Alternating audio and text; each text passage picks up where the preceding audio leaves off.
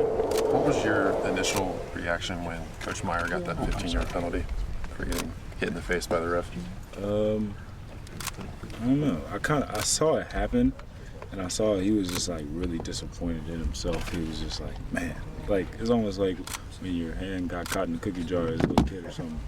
So he was I guess he was a little upset with himself. But. Did he apologize to the offense? Because he said today that he felt bad about the 15-yard penalty, although he said he didn't agree with it. It's all good. JT, what can you say about what Dontre Wilson is bringing to the team this year? I mean, I think a lot of times, I don't know, we try to, I don't know, it's almost like we overlook one or the other between Dontre and Curtis, but they're the same.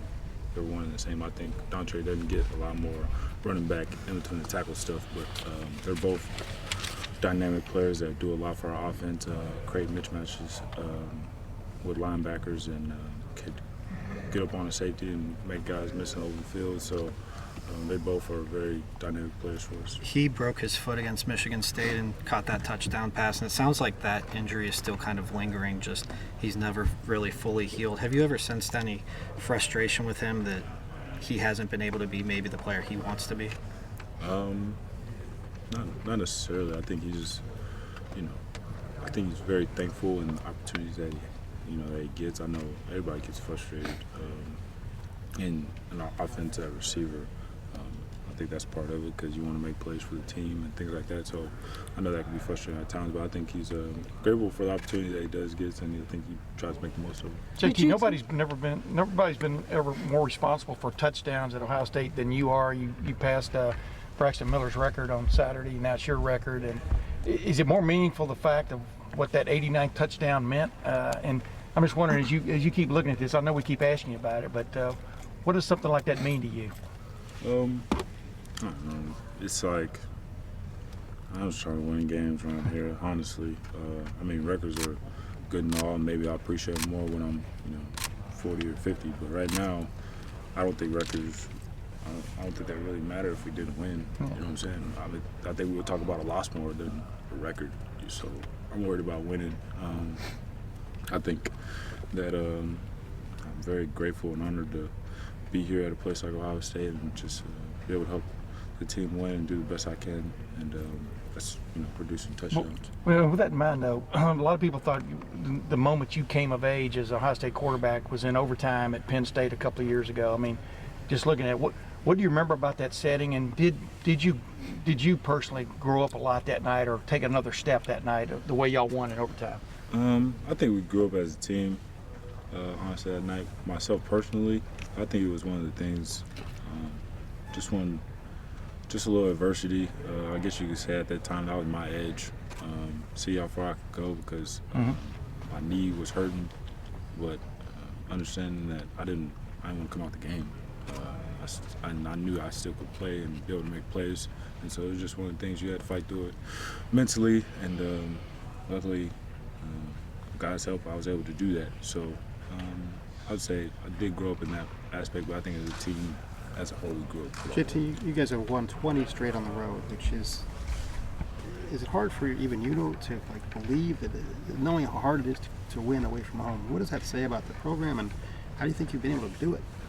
I think it's just preparation, honestly, and then understanding that all the things that we go through in the off season that Coach Mick, I said at the end of the game, I was like, all the things we would kind of get mad at him for, in the off season, man, it's like, oh man, why are you making us do this? Why are you making us do that? But that's the tough times we go through then.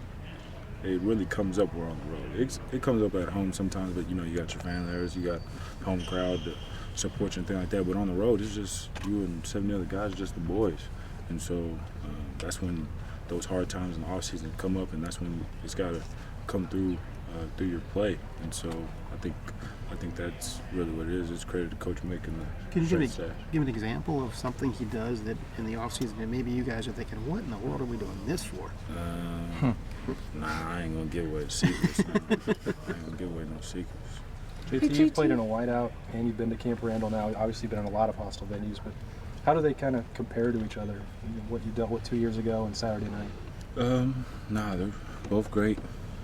College football atmospheres. I think I don't know how many people sit.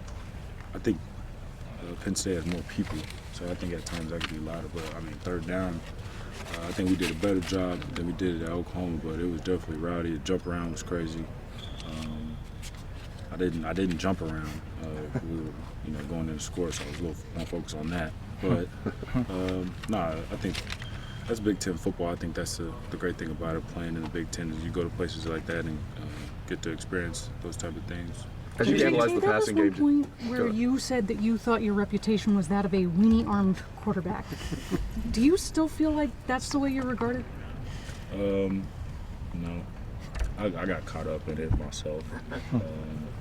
I think I was scrolling through Twitter too much or something. But no, I don't have a wiener. as you analyze the passing game right now, JT, what's like maybe one thing or maybe even two things you feel like you guys need to get better at as you analyze the passing game?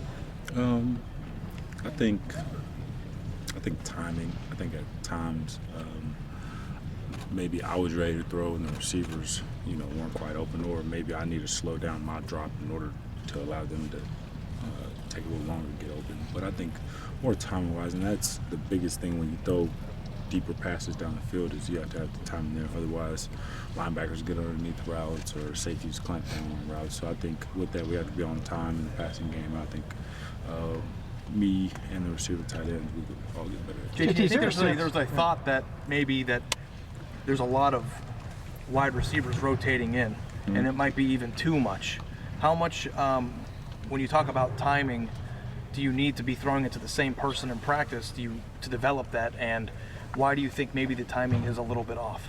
I don't think, I guess the rotation has anything to do with that. I have faith in what we do, offense, and Coach Smith and the guys he puts in there.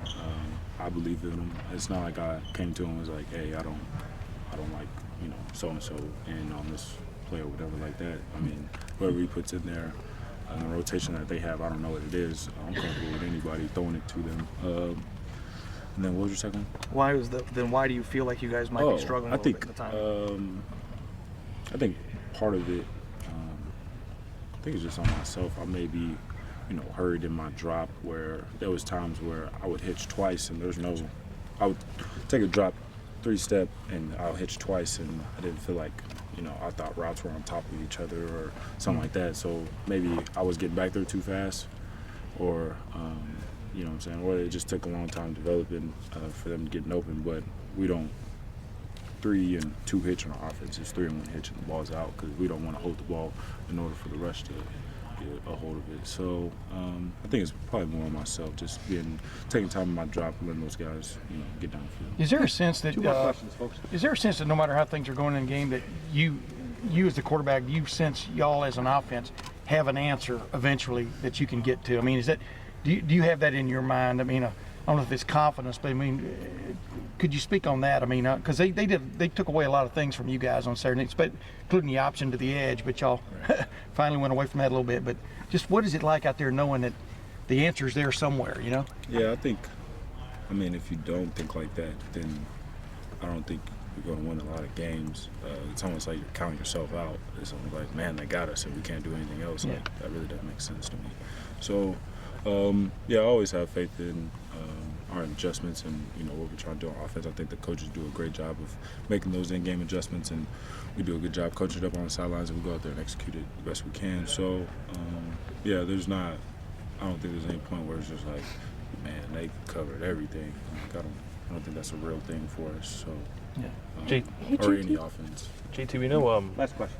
one of the things you're really good at is sort of when things break down, is just making sure the play doesn't end negatively and you get 2-3 yards, whatever it takes. But it seemed like against Wisconsin, throw to Marcus, throw to Dontre, and I think you had one to Terry as well, where you scrambled, but you scrambled kind of to throw rather than scramble to just make sure you got 2 yards. I'm just curious if that's something you wanted to work on and do more, if that's just sort of what the game dictated to you. I don't really. I think that was just more the flow of the game, and that was the thing. There was times like I know definitely the Marcus and Dontre that the protection was great, and so with that I was able to stay on the move and keep my eyes downfield and able to deliver the ball to him. And when to Terry, I think I had a little pressure off the right side and I scrambled to the left and was able to make the pass. But I think it was just more the flow of the game. Scramble drill is something that we do. I remember when Braxton and Cardell were here. I mean, that was the same thing when they played as well. So it's not like I know with myself it doesn't seem like that all the time, but